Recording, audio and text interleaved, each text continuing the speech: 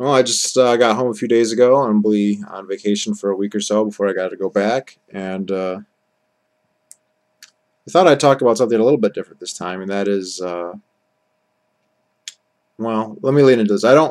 I do read a lot, but I don't read very much fiction. I've been a nonfiction reader for a long time, and whenever I feel like I only have a limited amount of time to read, when I'm going to do it, I want it to be something I'm going to really learn something from, and not just entertainment. I do things for entertainment. I'll watch TV and movies, that sort of thing, but I don't read fiction very often. And the only exceptions I'll make is if there's something I think is really famous or really good that it behooves me to know about. So I've read like 1984 and War and Peace and Dune and a number of other books. But one I really enjoyed, probably more than any other, was definitely Lord of the Rings.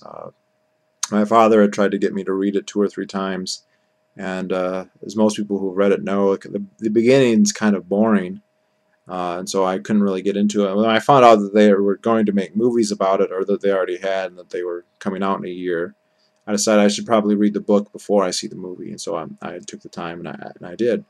And although I've never read it again, I really did enjoy it, and I read most of the ancillary texts, so the Silmarillion and the Hobbit and some of his son's books, and I've probably read every Wikipedia article on it. Now, one thing that a lot of people like to do is the books are very big, and they cover a lot of material, and basically whatever your positions are, whatever your tastes are, there's probably something there in there for you.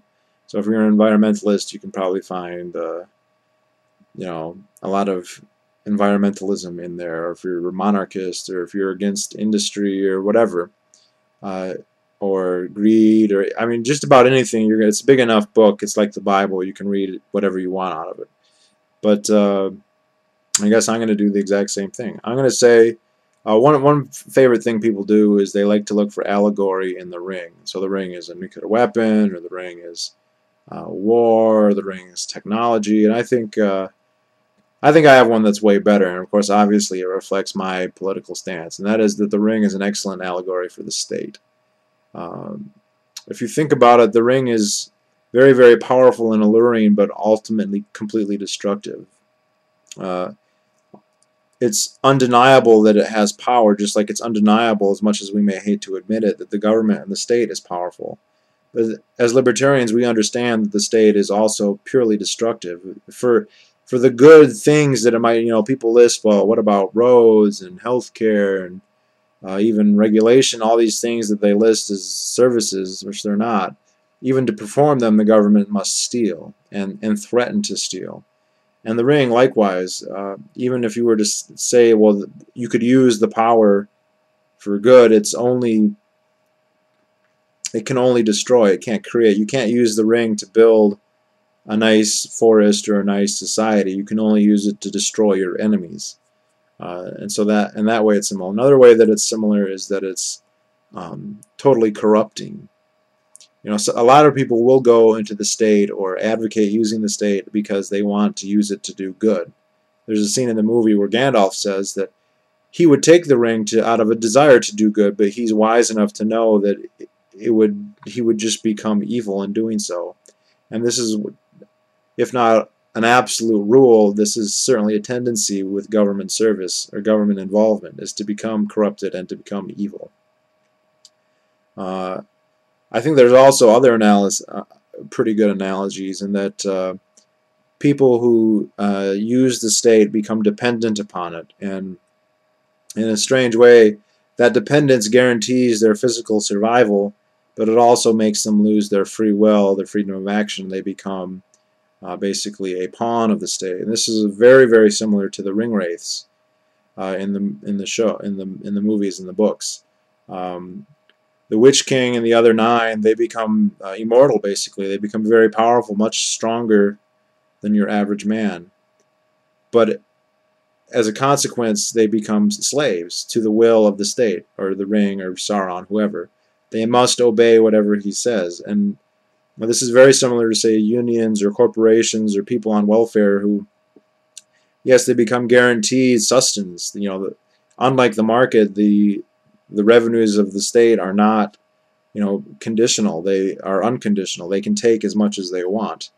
And it's very tempting to get onto that dole, but then you become dependent upon it and becomes necessary for you to curb whatever it is you might want to do to satisfy whatever demands are made. So a corporation that becomes in bed with the government, say like Lockheed Martin or McDonnell Douglas or Raytheon or Westinghouse or obviously Blackwater, they get this guaranteed income. They have lots of money. They become in a certain way stronger than your average corporation. But at the other hand, they lose their complete freedom. I mean, Lockheed can't have a meeting and say, well, you know what, we're just going to stop selling weapons to the U.S. government.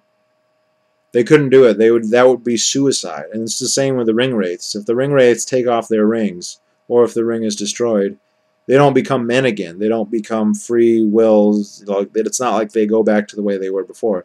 They just die. That's the end of their life. And so even if they had some moniker of conscience left, that becomes beyond their self-interest. They couldn't possibly do it. It's suicidal to abandon the state at that point. That's what happens to the unions and to the people on welfare and to the corporations, to the extent, I mean, not every corporation is this way, I don't think. Even granting that the whole corporate personhood is a subsidy, I think many corporations don't derive that much benefit from the state. But those that do are bound to its service, and they're bound to its interests. So if there's any kind of debate about the state's continued existence or even continued activity in a certain market, the corporations that benefit from it basically have no choice but to side with the government.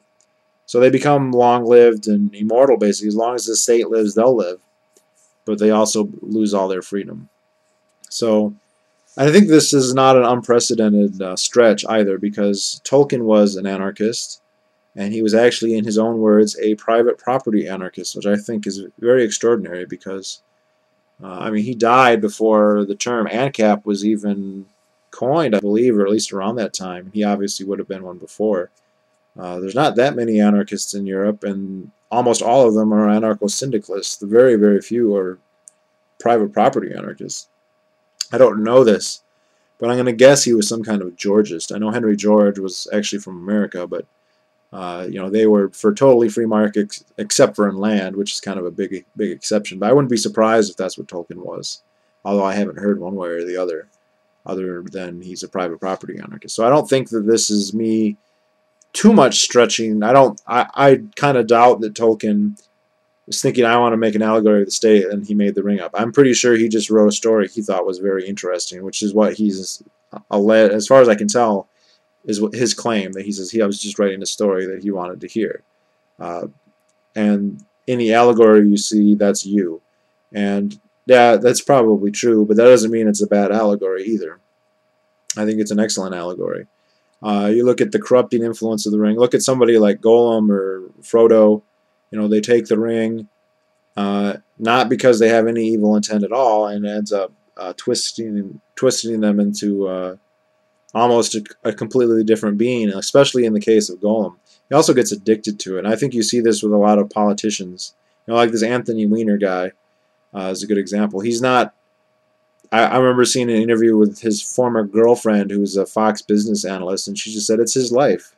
He doesn't have a life, you know, it's the most important thing ever for him to be elected. He's going to do everything to get it back, just like Gollum's going to do everything to get it back. And I remember seeing that movie Frost Nixon about the Nixon debates, and one of the kind of back of the subplots is that Nixon wants to be back in politics again. He kept telling his advisors that this would be good for him to win this debate, to have this good interview, because it might be a springboard to have him get back in on the action, even though he couldn't have been president again anyway.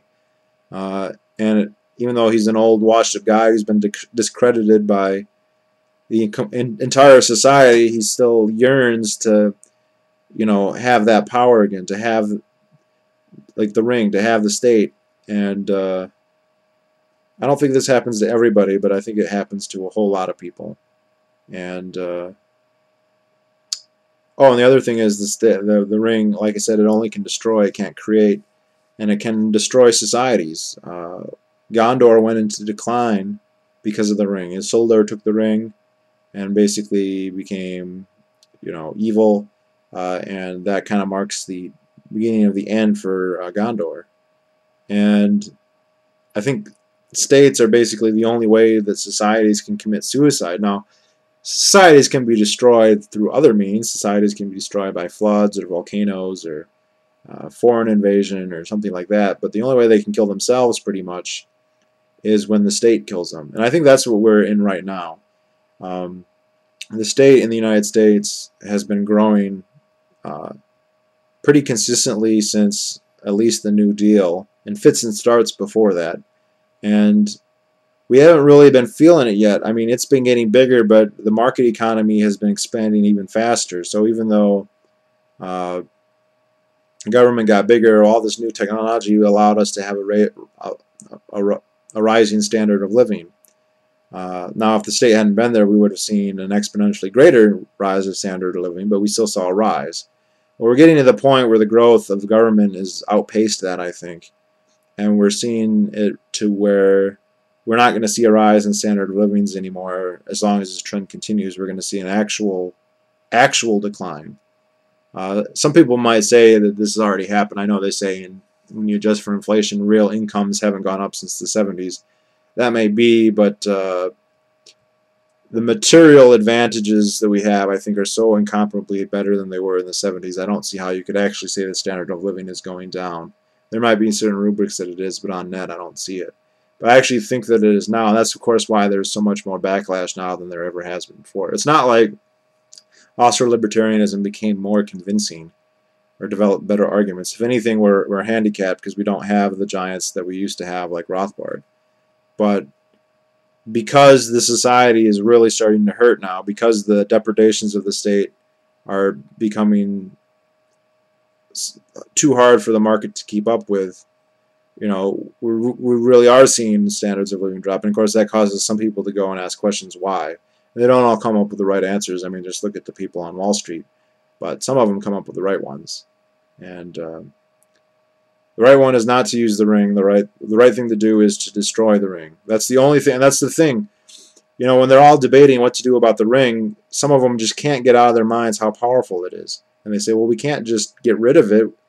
And the wise thing, the thing Gandalf and Elrond and all of them say is, look, it doesn't matter how much good you want to do with it. It is evil. If you try and use it for good, it will end up being used for evil. So the only logical thing you can do is destroy it. And so we can look at the state and say, imagine all the good things it might hypothetically do, but it can't do those because you become corrupted the minute you try and use it for that. So the only thing it can be done is destroyed also and watch its power fade. And the other interesting thing is, the exact precise power of the ring is kind of ambiguous. It's not like you put the ring on and you become Superman all of a sudden and you can, conquer all the armies all by yourself. It's kind of shown that a little bit in the prologue to the movies, where Sauron's kind of depicted as very powerful, although Sauron is very powerful with or without the ring. But it seems to be more of the ability to bend the will of the various races, whether it be men or elves or dwarves. That was the original intent. That's what happened to the Nine.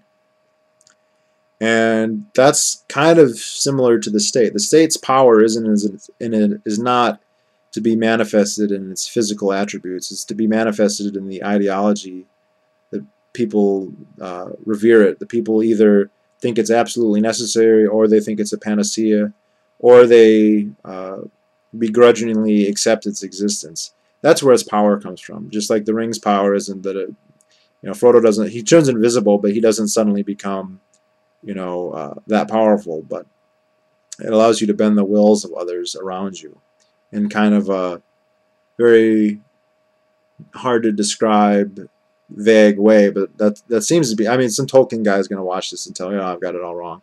And he may be right, but I still think it's a good analogy. So, well, that's it.